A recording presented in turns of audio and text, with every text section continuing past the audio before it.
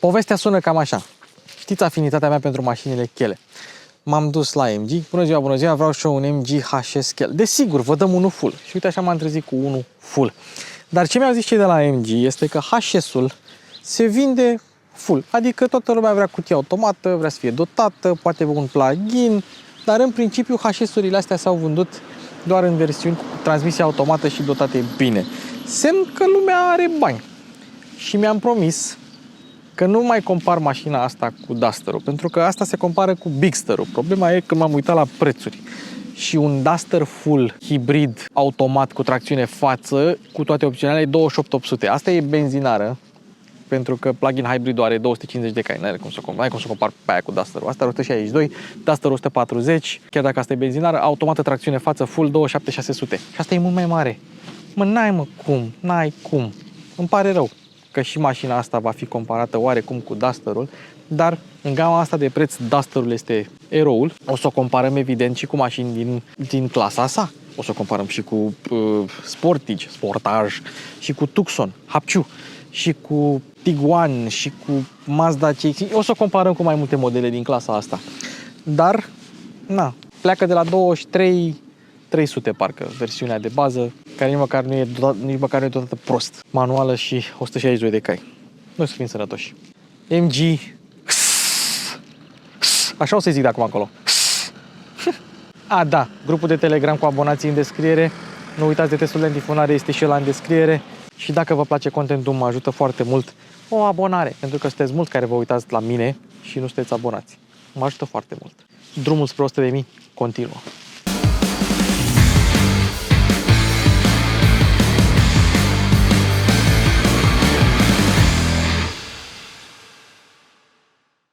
Vrei să-ți iei mașină? O duci la mecanic, foarte bine. O duci la reprezentanță, și mai bine.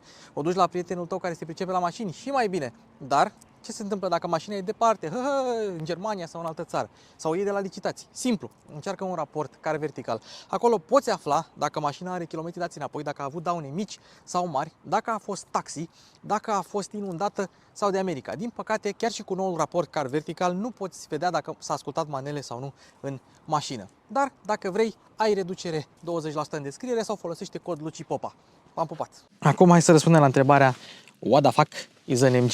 Eu mai am pe canal și alte prezentări cu MG-uri, am ajuns la HS, la HS.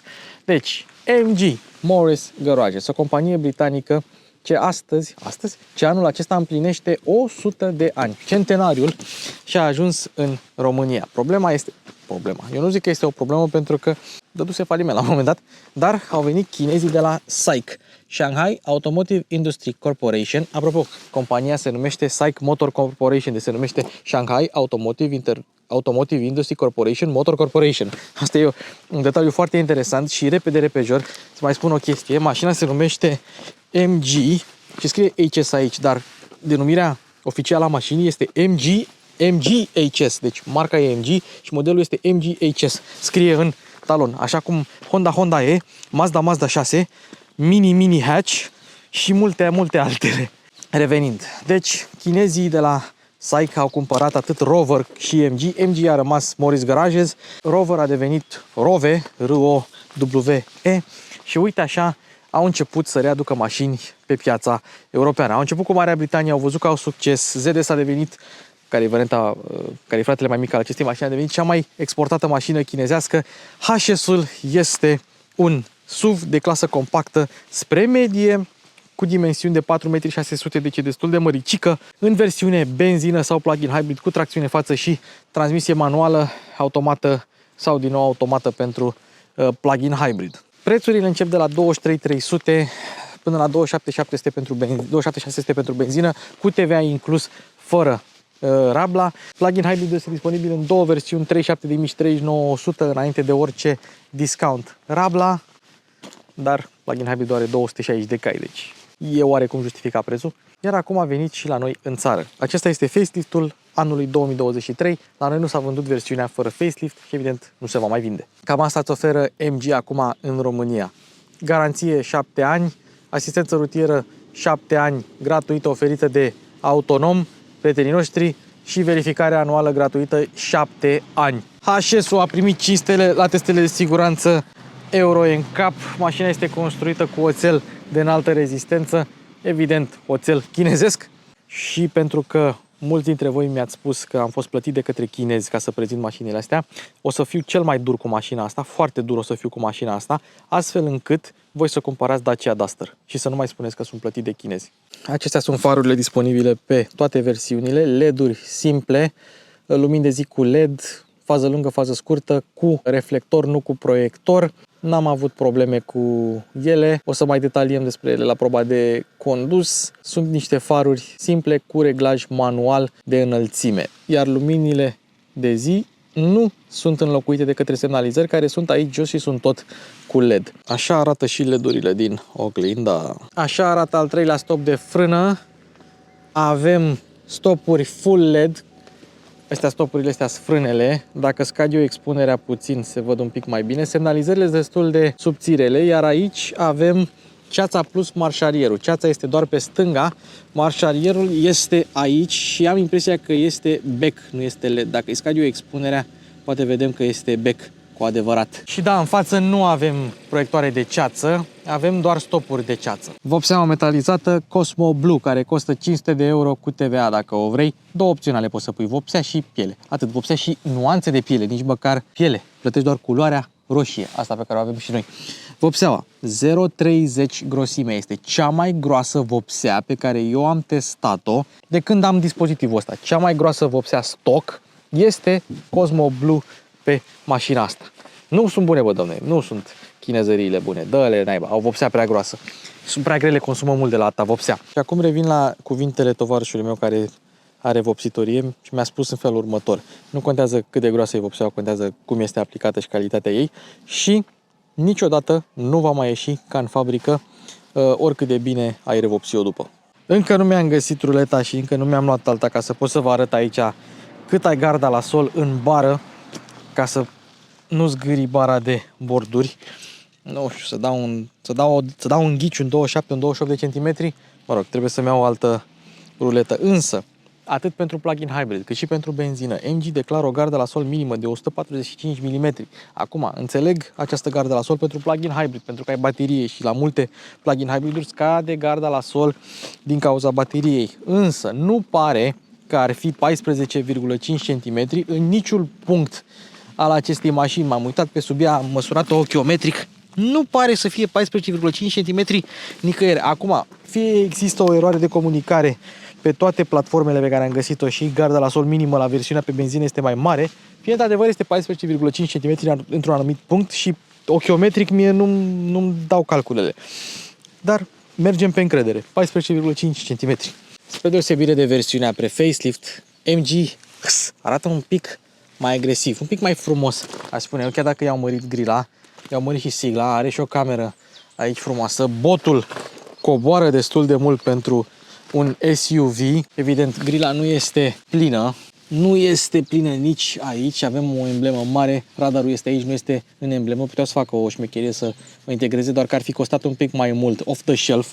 Piesele off the shelf de raft, cum sunt radarul ăsta, sunt mai bine integrate aici, mai cost efectiv, să spunem așa, decât să le bagi în sigle. Camera frontală este destul de expusă, dar nu este foarte joasă. O să vedem și rezoluția și cât de ușor se murdărește puțin mai târziu. Senzorii de parcare sunt puși destul de jos și avem și un contur cromat. Arată destul de ok, destul de decent. Aștept părerea voastră în comentarii. Capota are și ea câteva linii de musculatură. Da, e un design frumos, să spunem așa. O Mazda mai chinezească așa. Apărătoarele astea nu sunt de noroi, sunt aerodinamice. Mașina nu are prize de aer în bară ca să treacă pe lângă roată și atunci a avut nevoie de niște apărătoare din astea un pic mai mari ca să scape de turbulențele din pasajul roții. Aveți grijă la ele. Un element de cost cutting sunt ștergătoarele care nu au un suport aerodinamic. De obicei pentru aerodinamică sunt acele suporturi, sunt destul de subțiri, nu le poți ridica fără să dai în capotă, deci mare atenție. Vedeți clipul meu cu Hyundai Tucson roșu chel pentru o soluție la această problemă. Deci nu avem acele căpăcele aerodinamice. la ștergătoare, dar ia fiți atenți aici, cu toate astea, ștergătoarele sunt Bosch. Ia uite Bosch ce au pus pe chinezărie. În gama asta de preț nu te-ai aștepta să ai parbriz încălzit și într-adevăr nu ai. Mai sunt producători care mai pun, cum ar fi Ford, dar nu este un lucru comun. Aparent chinezii nu sunt mari fani parbriz încălzit și sincer sunt și scumpe. Avem o platformă tradițională, motor amplasat transversal, evident nu longitudinal, McPherson în față, dar surpriză, avem suspensie independentă pe spate. Bine, la orice variantă, nu este rău deloc. Apoi, discuri ventilate pe față, discuri normale pe spate. Nu este nimic greșit aici. Mașina cântărește 1,5 tone, 1535 de kg la gol. N-ai cum să pui altceva. Jantele 17 sau 18 în funcție de echipare. Acestea sunt cele de 18, însă vreau să vorbim un pic despre anvelope. Anvelopele sunt Nokian de iarnă, evident că mașina este luată în leasing, chiar dacă este a importatorului și a dealerului implicit, trebuie luată în regim de leasing și leasingul te obligă la anvelope de iarnă până la 1 aprilie, de asta suntem pe 10 martie și avem anvelope de iarnă și de la 1 octombrie sau noiembrie, parcă nu mai simte cât era, noiembrie, te obligă la anvelope de iarnă și atunci avem Nokian de iarnă, însă mașina vine cu anvelope, dacă nu mă înșel, vine pe benzină cu Maxis Bravo și pe plug-in hybrid cu Michelin Primacy 3. Apropo de Michelin, că așa am învățat că așa se pronunță Michelin acum. Ia, ascultați aici. Michelin. Michelin. Deci de acum încolo să pronunțați Michelin, că așa se pronunță. Motiv pentru care plug-in hybridul a reușit un scor de 70 de km/h la testul elanului, care nu este o valoare extraordinară, dar din nou am mai spus eu la testul elanului, niciodată nu se face o manevră de evitare fără frână, fără să apeși nicio pedală, se face ori cu frână, ori cu accelerație călcată, dar asta intrăm în alte polemici.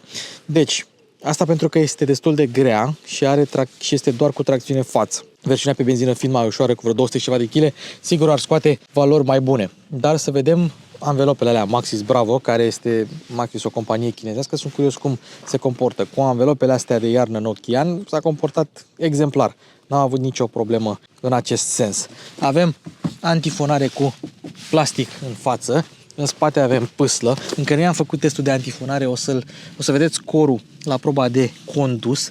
Nu mi s-a părut că mașina ar avea vreo problemă în ceea ce privește antifonarea. Într-adevăr, nu e mașină premium, dar nu cred că se descurcă foarte rău.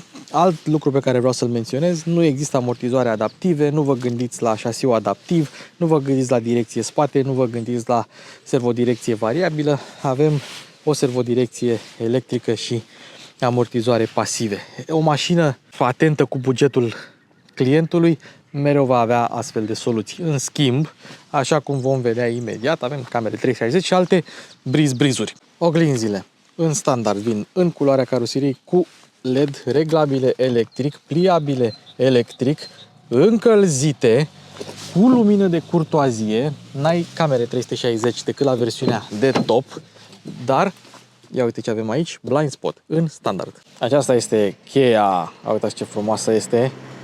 O întoarcem cu spatele, încuiere, descuiere, portbagaj și cheia fizică se deschide de la butonul de aici. Ce mă interesează pe mine este dacă deschizi portbagajul din cheie și este electric, dai stop și mai pui încă o dată dacă se închide din cheie.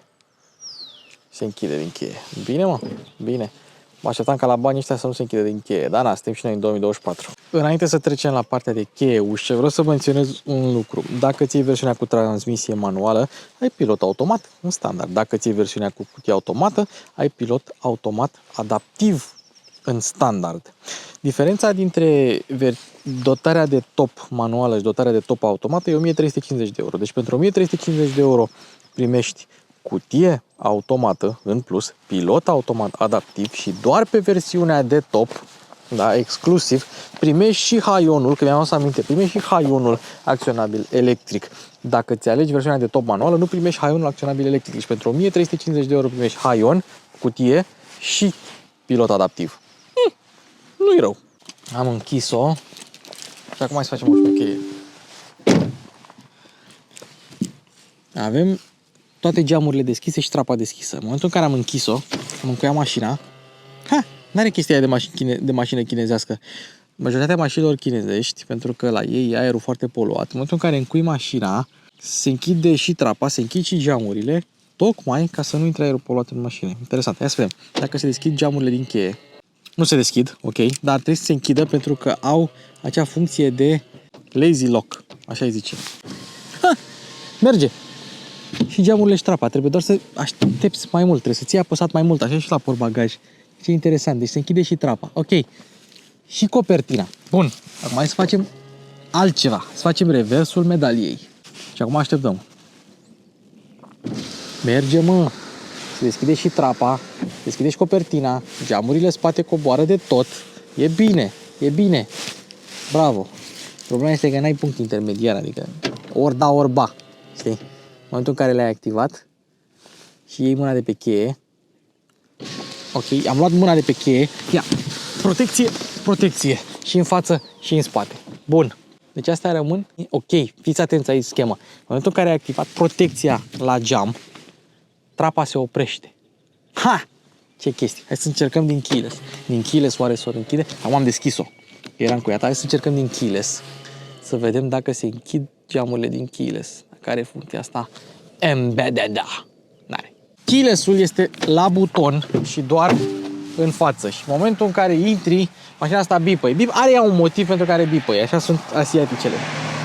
X6 pre-facelift. Frumos. Ușile acoperă pragurile. Cheder. Avem cheder și pe aici. Ok. Și aici par în regulă. Par cât de cât în regulă. Praguri cu MG, mi-e bine să zic MIG. Și acum hai să vedem fața de ușă cum este. Și avem așa. Moale. Moale, evident. Imitație de piele tare aici. Și avem tare aici. Și buzunarele nu sunt extraordinar de mari. Trebuie să recunosc. Window open rear left. Ok. Întâi zice front left, pe aia rear left, pe aia le ia la rând, așa. Încuiere, descuiere. Da, s-au inspirat un pic de la Mercedes aici sau poate de la Audi, că și ei au ceva similar.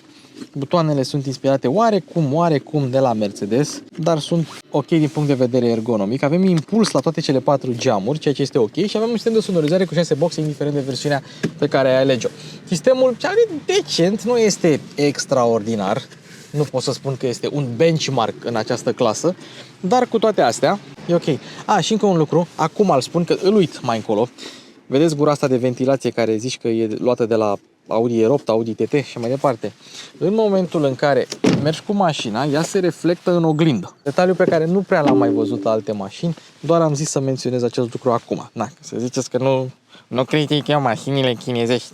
Hai să vă arăt ceva amuzant. Cu ce seamănă mașina asta, dacă ar și focaliza? Nu seamănă cu Model X? Interesant. Și cam așa arată cu ușa închisă, cu ușa spate închisă cei drept. Deci, cam așa arată cu ușa închisă, cu cheder. Cât de ușor ar intra mizeria pe aici. Cine are una de asta poate să-mi scrie dacă intră mizeria pe aici. De obicei se întâmplă la mașinile care au astfel de soluție să intre.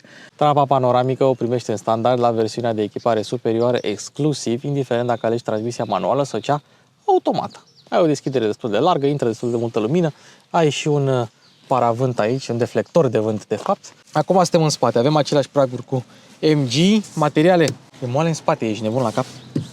Aici tot moale, tot imitație de piele. Aici e tare, evident, dar e plastic roșu. Și aici tare, evident, și buzunarele, mai micuțe, puteau fi mai mari. Asiaticii oricum au buzunare destul de mici în spate, dar sunt ok, să zicem. Te descurci. Bagi o sticlă de 0,5 și o doză acolo și o banană. Bagi. Dar trebuie spus, vedeți pielea asta roșie, frumoasă. Primești piele pe exclusiv, da? Dar dacă vrei roșie, mai plătești 800 de euro în plus. Aia e. Child lock-ul, blocarea copiilor, blocarea soacrei, Jesus mode, cum îmi place mie să-i spun, este manual. Nu merge să deschizi bușonul dacă mașina e încuiată, dar dacă îl deschizi, după aia încui mașina, nu te lasă să încui. N-am mai văzut asta la multe mașini. E o mega raritate. De obicei, dacă mașina e încuiată, te lasă să închizi. Aici nu te lasă să închizi bușonul. Deci mare atenție, pentru că dacă mașina e încuiată și tu uiți bușonul deschis, vine barosanul cu furtunul și cu butoiul și aia e. Bun. 55 de litri rezervor, la varianta plug-in hybrid ai 37 de litri, 10% maximum concentrație de etanol. Învârți până face primul click sau poate să-ți pornească check engine-ul sau așa scrie, poate să-ți pornească check engine-ul în chineză. Hai să privim spatele lui HS, antenuța aerodinamică, eleronul, aici frumos, un eleron lateral pentru aerodinamică, nu știm coeficientul aerodinamic, ok. Camera spate este aici, camera nu are spălător, ok. Avem un pseudodifuzor și niște guri de evacuare care sunt reale, mă rog, terminații reale, metalice, arată bine, măcar nu sunt false precum la alți producători. Avem un ștergător destul de mic, după cum se poate vedea, însă ce este mega amuzant este unde este stropiliciu, pentru că acolo nu e, aici pare să nu fie. Unde e? O fi integrată? O fi asta o mașină atât de premium? Hai să vedem unde este stropiliciu. Love and marriage, love and marriage. Încerc să o arăt. De acolo iese. Stropiliciu. Fantastic. Ce soluție simplă și elegantă au reușit cei de la MG să facă. Hai să vedem dacă are cazacioc. La banii ăștia nu cred că are cazacioc și nu are. Dar partea bună este că poți să o deschizi din cheie. Am arătat deja că se deschide din cheie. Observați că are o secundă de întârziere între momentul în care apăs pe buton, se descuie, și în momentul în care se ridică. Asta pentru că probabil este o măsură de siguranță. Și la închidere este la fel. Tu apeși pe buton și după o secundă pornește. Ia avem protecție. Avem. Nicio problemă cu protecția asta. Pentru că nu are nevoie de foarte multă presiune ca să se oprească.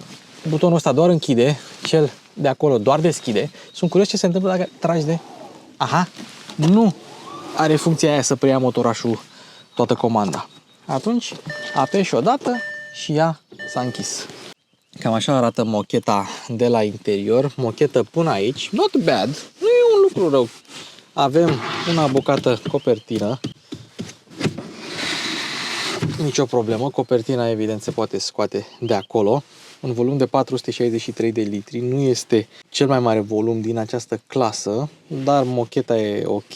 Te aștepți în clasa asta să ai în jur de 500 sau peste 500 de litri. Nu e mare pierdere, dar compartimentarea e corectă. N-am ce să-i reproșez.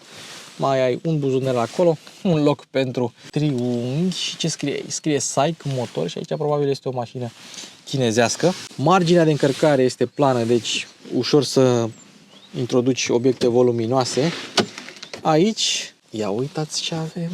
O soluție foarte simplă și foarte elegantă de a ține podeaua falsă ridicată. Podeaua falsă nu are etaj, adică nu poți să o pui în altă parte, dar aici ar încăpea fără nicio problemă o roată de rezervă sau alte obiecte pe care vrei tu să le transporti. Nu știu dacă MG îți vinde roată de rezervă, dar să-ți bagi antifonare aici, eu zic că e decent. Evident, dacă vrei să scoți cutia asta și să folosești spațiu pentru alte lucruri, poți să faci. O deșurubezi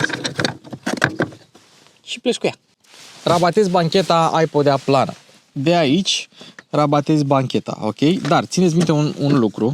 Îți trebuie două mâini, mi-am prins mâna. Îți trebuie două mâini sau una dreaptă sau una stângă pe partea cealaltă ca să poți, așa, ridica bancheta. Bancheta, surpriză, are spătar reglabil. În momentul în care tu o cobori, ea face un click. Vedeți? Ei, și așa este prinsă foarte bine. Iar centura, la prima vedere, nu are nevoie de niciun alt artificiu care să o mențină în locul ei, pentru că bancheta pare că o ține în loc fără nicio problemă. Dar țineți minte doar că îți trebuie fie două mâini, fie cea potrivită. La scaunul din dreapta și la scaunul din stânga. Hai să vă arăt cum activez Follow Me Home-ul secret, pentru că MG HS are un Follow Me Home secret. Deci oprești motorul, tragi de maneta asta odată, observăm că s-au aprins toate luminile, adică, mă rog, iluminarea interioară și faza scurtă, ieși din mașină, încui mașina fie din cheie, fie din keyless și ai Follow Me Home la MG HS. Totodată, dacă ai motorul oprit și ții portbagajul deschis mai mult de 20 de minute, atunci nu vei mai avea haion electric. Dacă vrei să reactivezi funcția de haion electric, trebuie să o închizi manual și să aștepți să-și facă funcția de soft close. Aia.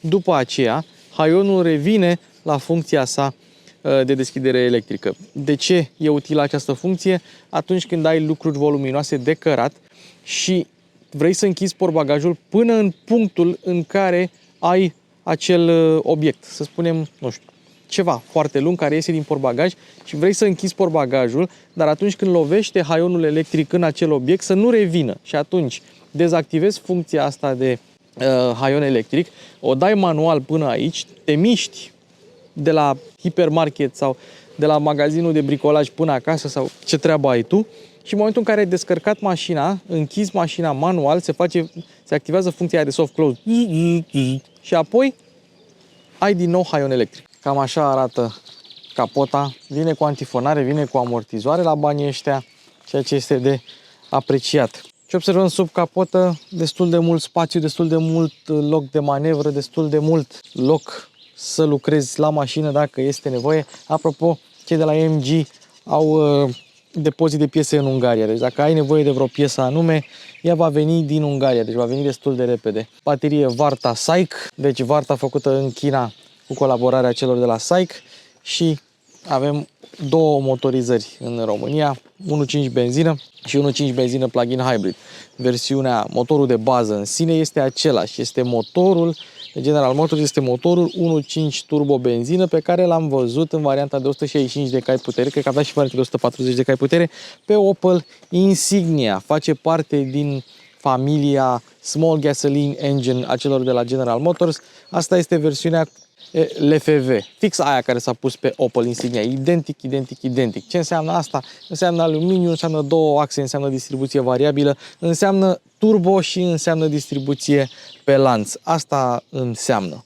Puterea maximă 162 de cai putere la 5500 de rotații pe minut, cuplu maxim 250 Nm între 1700 și 4300, deci pe o plajă destul de largă. Mașina cântărește 8 tone jumate, dar face suta 9,9 secunde și prinde 190 de km pe oră. Mașina ar fi putut fi un pic mai rapidă, dar vine fie cu o transmisie manuală, fie cu o transmisie automată cu dublu ambreiaj, cu ambreiaje uscate, cutie pe care noi o avem aici. O să vedem cum se conduce la proba de condus. Dar ce pot să spun este că nu este cea mai rapidă cutie cu dublu ambreiaj de pe pământ. Unde pierde HS-ul la accelerație 0-100 este la plecarea de pe loc. Și o să vedem la proba de condus de ce. Nu în reprize, acolo trage bine, la plecarea de pe loc. Dar mai multe despre asta o să vorbim la proba de condus. Și da, este o cutie cu dublu ambreiaj, 7 trepte și ambreiaje uscate, nu umede.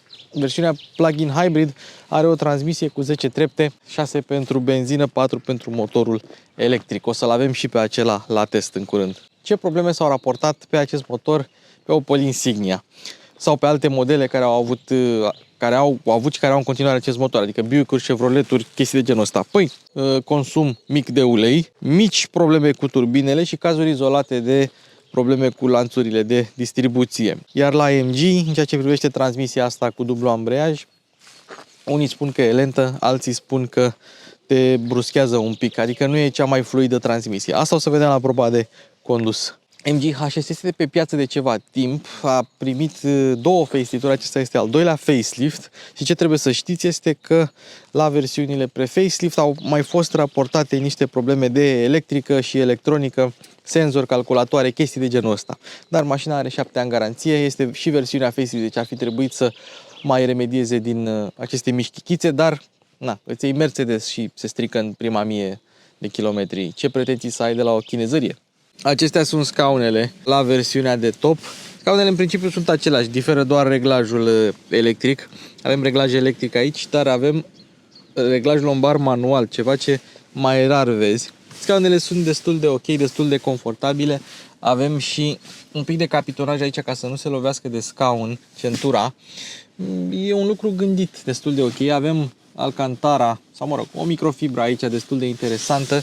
Calitatea pentru banii aceștia e mai mult decât decentă. Mai mult decât decentă și scaunele chiar sunt destul de confortabile. N-am avut probleme cu ele. Dar nu de asta am venit în zona asta, nici pentru pedalierul care este și el un pic metalic, nici pentru spațiul ăsta mic de depozitare, nici pentru reglarea înălțimii farurilor de aici, nu.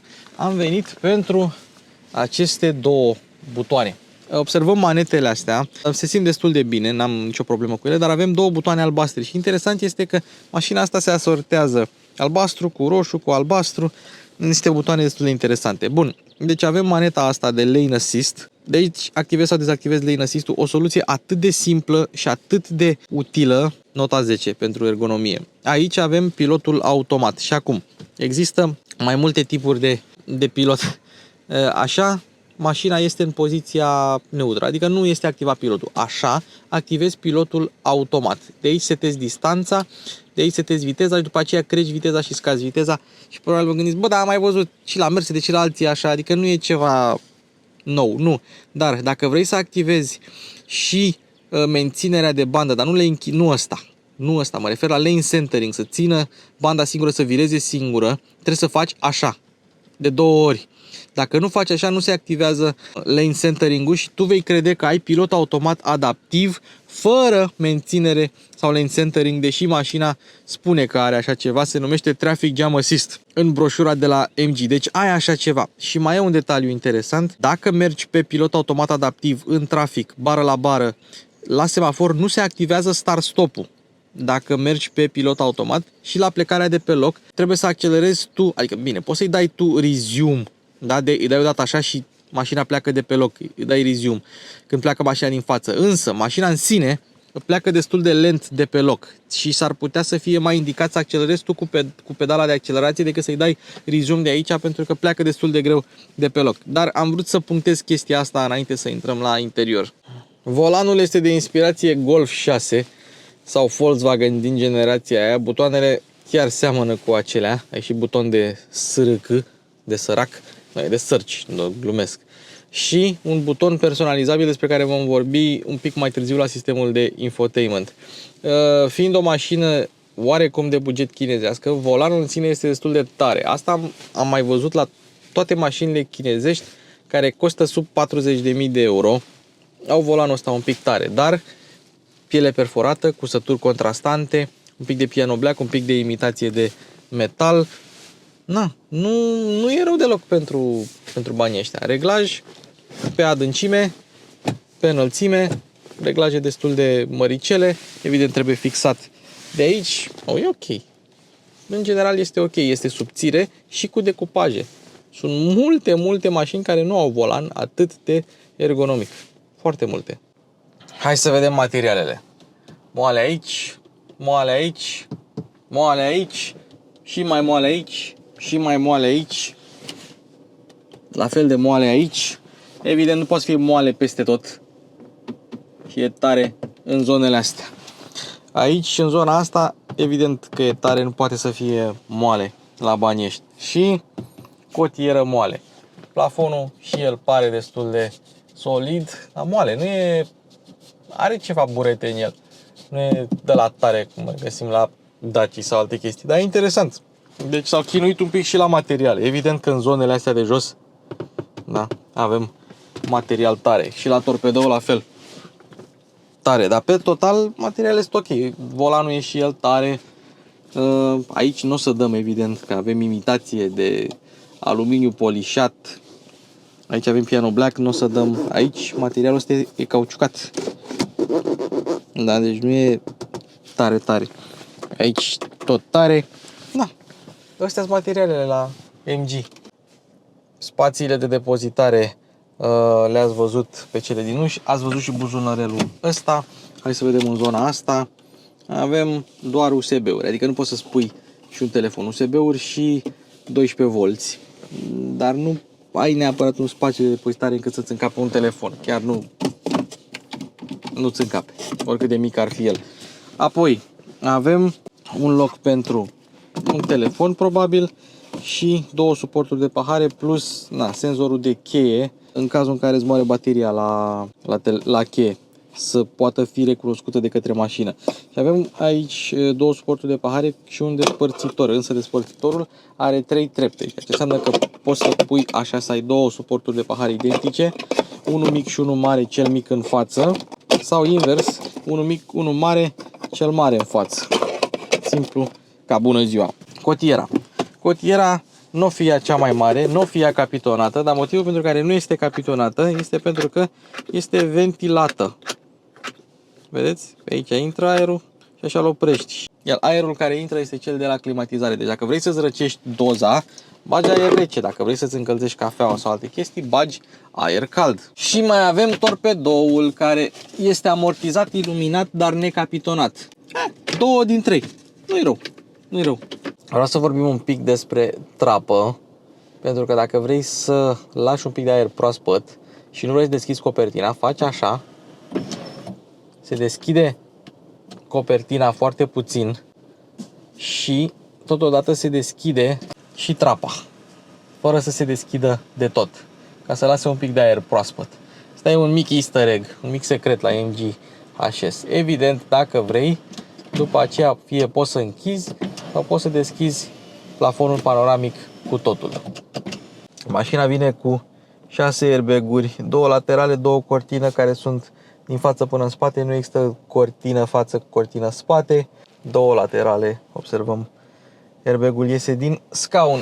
Hai să continuăm cu ergonomia. Avem centuri de siguranță reglabile pe înălțime, astea sunt airbag-urile cortină, mânere avem peste tot, mai puțin la șofer, unde chiar nu trebuie, dar avem decupajul ăsta pentru versiunile cu volan pe dreapta, că se vând foarte bine și în Marea Britanie MG-urile. Chiar am văzut niște review-uri favorabile. Comenzile, încuiere, descuiere, geamuri, oglinzi, gura de ventilație se reglează foarte ușor, ergonomic.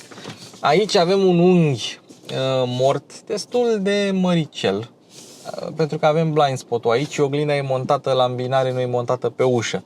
Totodată, dacă tu vrei să ieși din mașină și vine o mașină din spate, LED-ul ăsta va flash-ui astfel încât să ai grijă să nu ieși din mașină, să nu deschizi ușa în cale. Și aici avem dezaburirea pentru geamul lateral. Parasolarul cu lumină nu se extinde și evident că dacă îl dai peste cap nu mai ai ce față să-ți vezi, așa că se oprește și lumina. Mai ai loc pentru acte, ai nevoie de așa ceva și aceeași poveste în partea din dreapta. Butoanele pentru trapă și pentru lumini sunt aici, nu prea am ce să le reproșez, butoane fizice, ceea ce sunt mereu de apreciat. Alea cu senzor de proximitate, cum găsești la grupul VAG, sunt interesante, adică tu apeși pe bec și se aprinde, dar are senzor de proximitate, nu are buton fizic. Prefer buton fizic oricând. Oglinda. Și nu știu dacă vedeți, la Toyota Yaris mai e chestia asta, distanța dintre oglindă electrocromă cu ramă subțire, foarte ok, dar distanța e mică între oglindă și sistemul de infotainment și când conduci în zona asta, posibil să ai vederea un pic obstrucționată. Că oglinda nu e pusă aici, e pusă un pic mai jos. Mai am văzut la Toyota Yaris chestia asta și la Yaris Cross. Gurile de ventilație sunt ok, nu prea am ce să le reproșez, simple. Butonul de start este acolo. Dacă pui doar accesoriile, după un timp se dezactivează. Dacă vrei să-ți încarci telefonul, nu știu, după 10 minute se opresc accesoriile mașinii ca să protejeze bateria. Avem comenzi fizice pentru climatizare și o să vă mai arăt niște chestii interesante când ajungem la sistemul de infotainment legat de butoanele astea. Da, acestea imită Mercedes atât în design cât și în feeling, așa se simt și la Mercedes. Avem avariile aici, camerele 360, o să le arătăm, portbagajul și start-stop-ul. Start-stop-ul e E cu săgeată, nu e A cu săgeată. Frân de parcare electrică, auto hold, și și hill descent control, deși avem de-a face cu o mașină cu tracțiune față.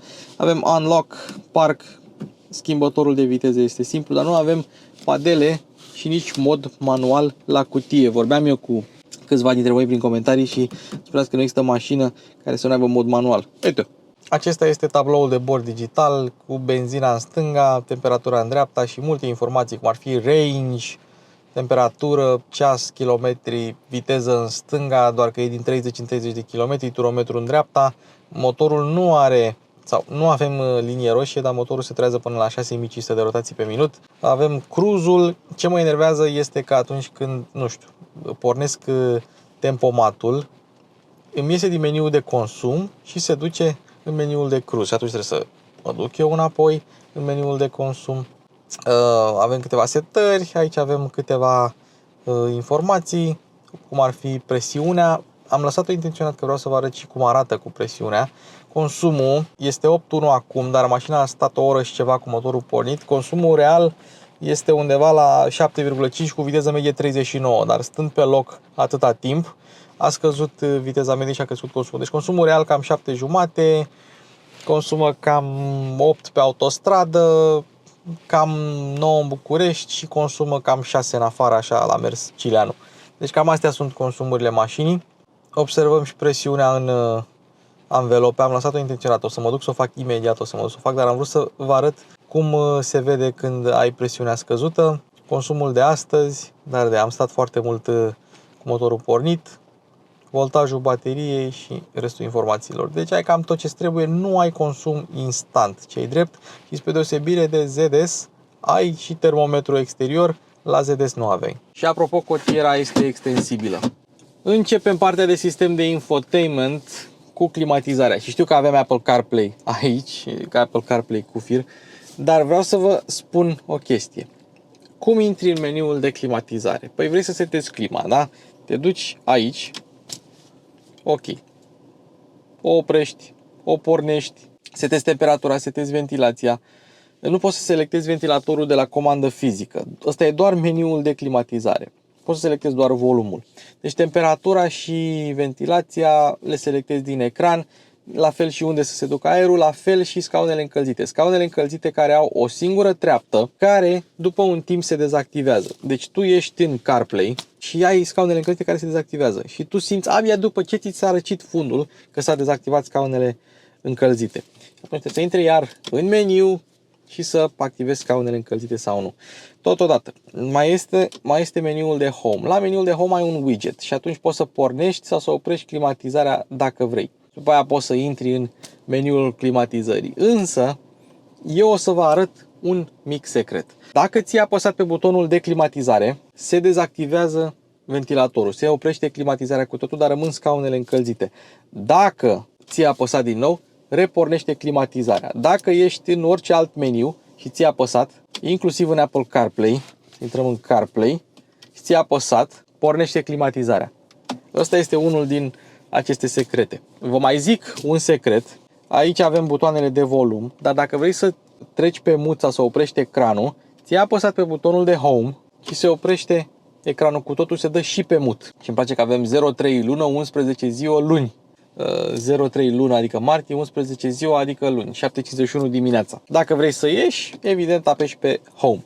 Acum, ați observat că eu am tot intrat în meniul de CarPlay de la volan, pentru că am setat steluța de pe volan să fie CarPlay. Poți să selectezi 3 chestii la acel buton, eu am setat CarPlay-ul. Hai să arătăm camerele 360 de grade, dar înainte să arătăm camerele 360 de grade, vreau să arăt altă chestie. Semnalizezi stânga și ți arată stânga mașinii plus camera 360 de grade. Semnalizezi dreapta, ți arată partea din dreapta. Asta e foarte tare. Dar dacă intri în camere, hai să vedem toate unghiurile. Avem cameră panoramică de sus, 4 unghiuri. Avem și indicații, evident, doar că acum suntem în parc, nu suntem în marșalier. Dacă trecem în marșalier, observăm că se schimbă indicațiile către spate. Și ăsta este unghiul 3D. Să trecem în 3D. Și la unghiul 3D nu poți să faci așa să miști mașina, dar poți să te miști în jurul mașinii și unghiul de cameră se schimbă destul de repede. Revenind la camerele 360 de grade, mai avem așa, unghiul ăsta. Problema este că nu mai ai cum să mai ieși din el, decât să mai apeși încă o dată pe camerele 360 de grade. Unghiul ăsta, în care, din nou, nu mai ai cum să mai ieși, decât să mai intri într-o dată în sistemul de camere. La 3D ar trebui să dispar alea. Camerele nu au cea mai bună rezoluție, trebuie recunoscut acest lucru, și senzorii de parcare bipă la tine de zici că e al doilea război mondial. Știi, te apropii de un perete, pip! Deci efectiv te sperie. Continuăm cu sistemul de infotainment. Apple CarPlay-ul merge bine. Încă o dată. Apple CarPlay-ul merge bine. Prea am ce să-i reproșez. Culorile sunt ok, e full screen. Deodată ce ai CarPlay, nu te mai interesează altceva. Mergem la MG și hai să vedem restul sistemului de infotainment. Aici mai avem câteva informații, oră și ceas, widgeturile, și aici sunt meniurile principale. Mai avem câteva scurtături aici, muzică, internet, mașină, pe care le vom vedea imediat, care sunt de fapt setările. Și Apple CarPlay-ul din nou, când te duci la telefon, îți intră pe CarPlay. Dar hai să vedem video. imagini. Ăștia sunt simplu, poți să te uiți la video și la imagini în timpul condusului. HVAC este meniul de climatizare, camerele 360 sunt camerele 360, setează sunt de fapt setările, Bluetooth, audio, egalizator, chestii de genul ăsta, EQ, etapă sunet e sound stage, că stage au tradus etapă, nu scenă. Asta e foarte ok. Sunet 3D, subwoofer virtual, deci nu ai subwoofer real, dar ai subwoofer virtual, practic îți bagă mai mulți bași. Recomand să lăsați chestia aia activată. Afișaj, ai câteva setări pentru afișaj, consum de carburant în MPG, dacă vrei, radio digital, pentru că este o mașină care se vinde și pe alte piețe și avem radio digital la noi, cred că doar Pro FM e radio digital. Ora și sistem și probabil e ceva cu Android. Nu e cu Android, e a lor, e China made. Navigare și ecran oprit. Navigația mașinii nu cred că o va folosi nimeni. iGo Navigation, sincer vă arăt, dar nu are niciun Dumnezeu. Apple CarPlay for the win, adică normal. Ce îmi place e că avem limba română. Dacă mergem la setările de car, mai vedem așa, iluminare, printre care și iluminare ambientală. Găsește în vehiculul, tai pe close și mașina dă din faruri și claxonează. Urmărește-mă acasă, follow me home, ce v-am arătat mai devreme.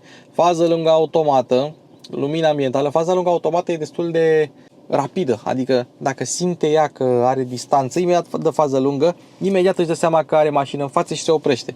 Lumina ambientală, setare lumina ambientală și e și controlul luminare individual pornit și ai și mod pulsare, pulsează lumina ambientală noaptea, ceea ce e foarte drăguț. Bine ați venit, mod bine ați venit, eco, normal și sport, blocare, adică să se deschidă toate ușile, blocare din cheie sau blocare pasivă, sisteme de asistență șofer, sisteme de asistență bandă, tot ceea ce înseamnă avertisment tactil, adică force feedback, lane departure warning, lane keep assist, sistem de coliziune frontală, toate setările pentru sistemele de asistență, MG Pilot, care este sistemul de pilot automat, asistență marșarier, tare punct mort, alertă trafic marșarier, chestii de genul ăsta. E un sistem de infotainment relativ ok. Am ajuns în spate la MG HS, am pus scaunul într-o poziție de om înalt, de peste 1,85, adică eu nu ajung la pedale din unghiul acesta și spațiul este berechet. Așa sunt mașinile chinezești, au spațiu la picioare foarte mult, deci dacă asta cauți, asta găsești. Hai să vedem spațiul la cap, avem varianta asta cu trapă, deci ar trebui să avem mai puțin spațiu, dar tot ai suficient. Deci chiar și la 1,80 cred că n-ai avea nicio problemă. Clar, nicio problemă. După 1,85 cred că ai avea vreo problemă. Trebuie să le iau pe scarlat la 1,92 să vedem ce și cum. Hai să vedem. Deci spațiu avem fără probleme. Avem o plasă, avem guri de ventilație, avem USB-uri, bine că avem USB-uri pentru încărcare. Orice mașină ar trebui să aibă USB-uri în spate. Avem această cotieră cu suporturi de pahare, ați văzut, suporturi de pahare mai lente, plus un spațiu de depozitare pentru diverse alte obiecte. Isofix pentru scaunele de copii, dacă vrei să tragi de cotieră, tragi de curelușa asta, ceea ce e foarte drăguț. Avem Isofix pentru scaunele de copii, avem lumină, mâner, cârlig pentru hăinuțe, foarte utile, astea mereu le folosesc. Orice mașină care n-are pierde, în opinia mea. Bancheta e destul de confortabilă, profilată, evident că avem spătar reglabil, așa cum v-am arătat mai devreme la portbagaj. Tetiera este un pic mai tare decât m-aș fi așteptat, iar în centru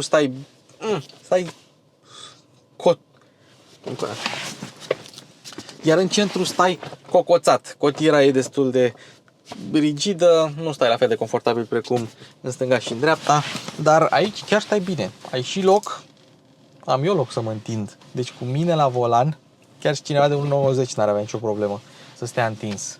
Da, confortabil, îmi place. USB-uri, încarc device-urile, n-am nicio treabă. Mai avem problema asta, că nu prea vezi în față, știi?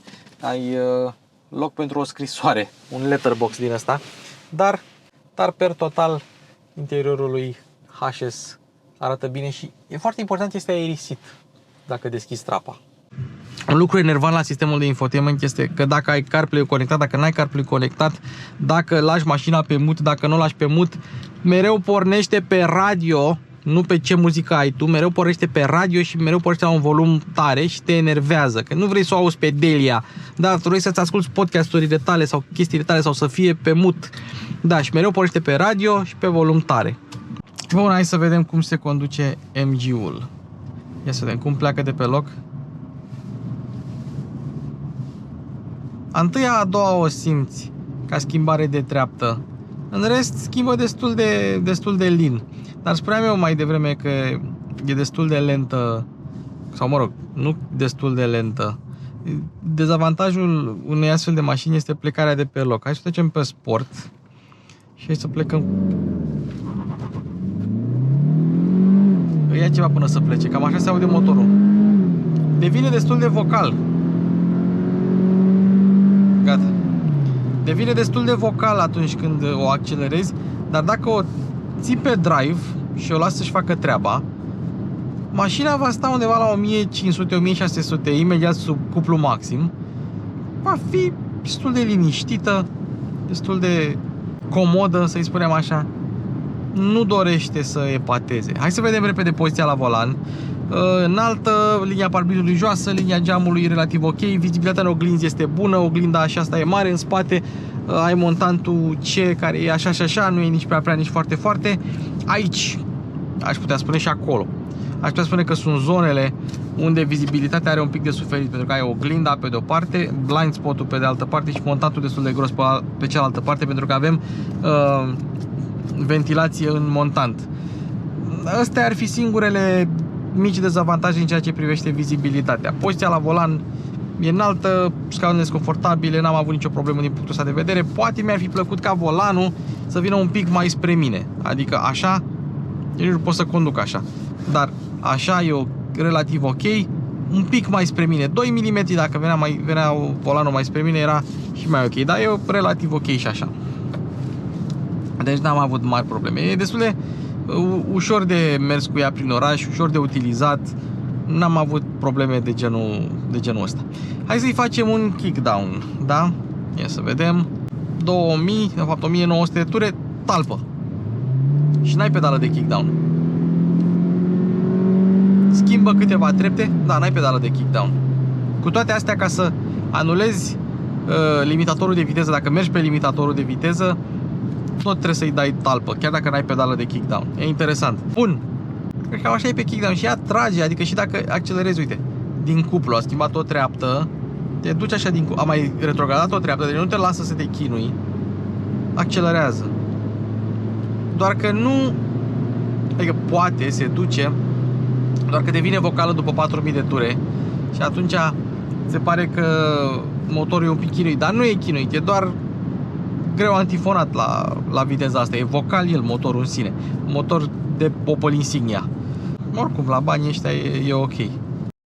Hai să trecem pe sport, că mergem pe drumurile virajate. N-ai ce să-i ceri. Este o mașină cu centru de greutate ridicat și cu tracțiune față. E grea de bot, ușoară de spate și cu centru de greutate înalt. Nu o să fie niciodată o mașină sportivă și nu-și dorește să fie o mașină sportivă. Dar, cu toate astea, nu se descurcă nasol.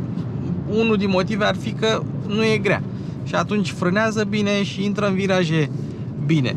Direcția se întărește pe viraje, nu simți nimic în ea și la limită subvirează, dar văd că anvelopele astea se țin destul de bine, trebuie chiar să o forțezi să subvireze, e destul de neutră, ceea ce e plăcut. Altă problemă sau una din probleme ar fi că pare că te lupți cu mașina când o forțezi pe viraje. Atunci când încarci mașina, când încarci puntea față, direcția se întărește considerabil. Și atunci pare că te lupți un pic cu mașina. Dacă mergi liniștit, e exact ca orice altă mașină. Într-adevăr, direcția e mai grea decât la alte mașini, chiar dacă este electrică.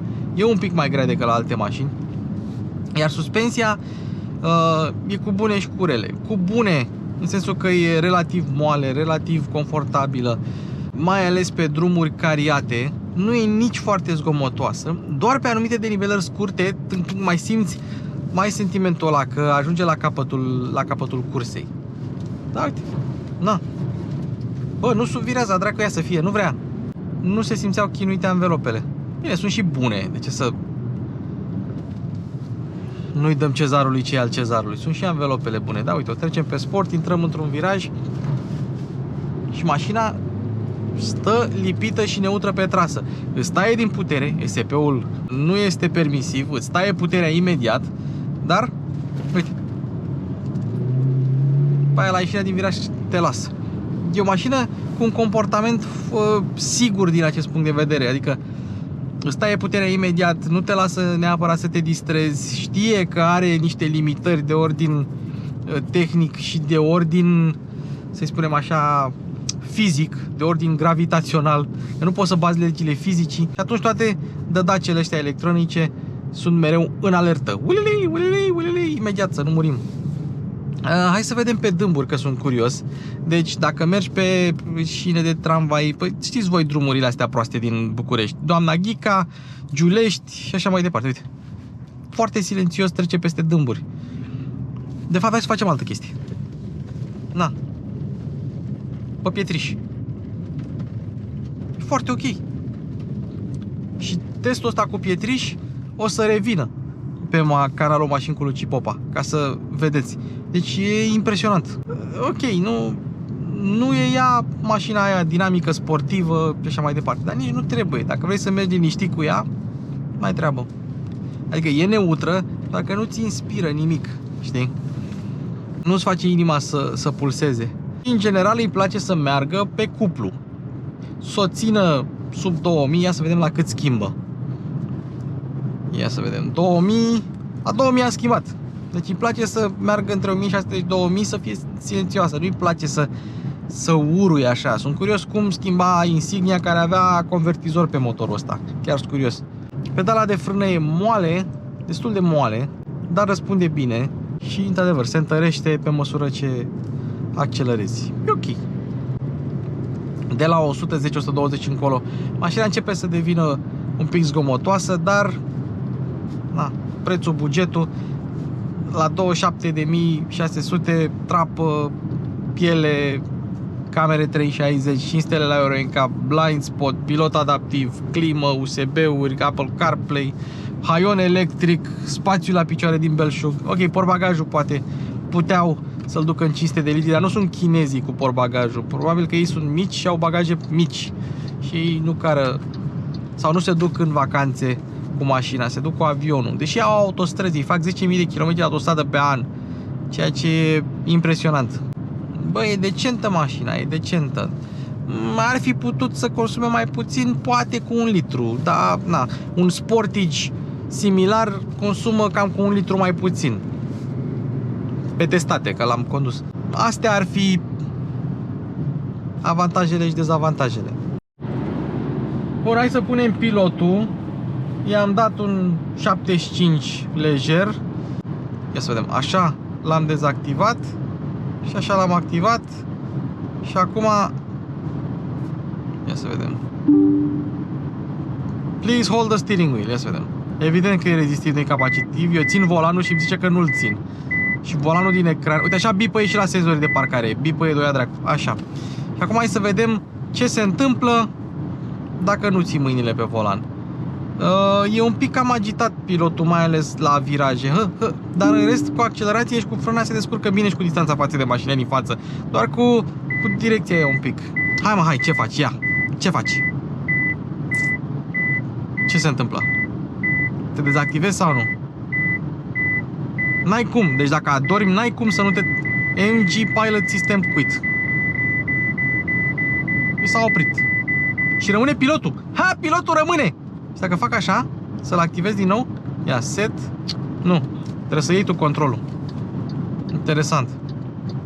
Rămâne pilotul, dar se dezactivează menținerea de bandă. Și aici se termină episodul nostru cu MG HS. Mai există versiunea plug-in hybrid. Probabil o să fac ceva scurt cu aia, dar o să facem ceva scurt și cu MG HS EHS plug-in hybrid. Vă mulțumesc pentru atenție. Ne apropiem cu pași repezi spre 100.000. Grupul de Telegram cu abonații în descriere. Tot în descriere testul de antifonare. Ne vedem la un episod următor. Eu am fost Luci Bogdan la editare. MG HS. E mai bun Duster-ul sau e mai bun asta? Nu știu, așteptăm noul Duster. Doamnelor și domnilor, Mașini cu Luci Popa se încheie.